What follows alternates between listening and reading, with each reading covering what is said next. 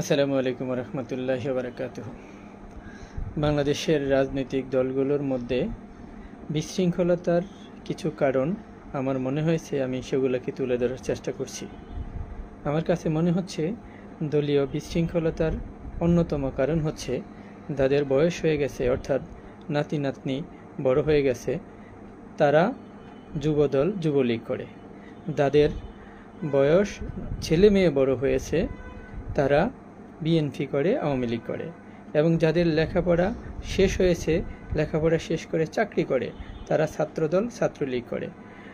তাই এই যে বয়সের একটা ব্যবধান, বয়সের ব্যবধানের ভিত্তিতে সিনিয়র জুনিয়র পোস্ট পাওয়া, জুনিয়র সিনিয়র পোস্ট পাওয়া, পোস্টের কারণে জুনিয়র সিনিয়র হয়ে যাওয়া, সিনিয়র জুনিয়র হয়ে যাওয়া, এই যে ব্যবধানটা তৈরি হচ্ছে, এই ব্যবধানের কারণে দলের মধ্যে চেইন অফ কমান্ড থাকে না। অর্থাৎ কেউ কাউকে গুরুত্ব দেয় না, কেউ কারো কথা শোনে না, সবাই নিজেকে বড় মনে করে, সবাই নিজেকে বড় নেতা মনে করে।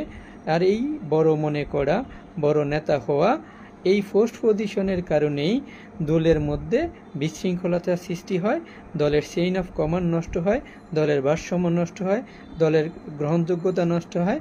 কারণ কথা বলার সময় সিনিয়র যখন কথা বলে জুনিয়র শুনে না, জুনিয়র যখন কথা বলে সিনিয়র শুনে না। কারণ পোস্ট পজিশনের জায়গায় সিনিয়র জুনিয়র হয়ে যায়, জুনিয়র সিনিয়র হয়ে যায়।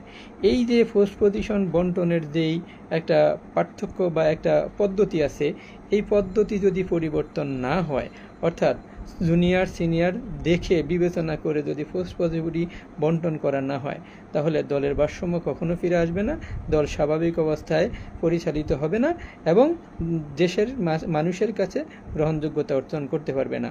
তাই আমার কাছে মনে হচ্ছে দলকে সুশৃঙ্খল করতে গেলে এই বিষয়গুলো মাথায় রেখে যদি এগিয়ে দেওয়া যায়, তাহলে একটা রাজনৈতিক দল সুন্দর এবং সুশৃঙ্খলভাবে পরিচালিত হবে।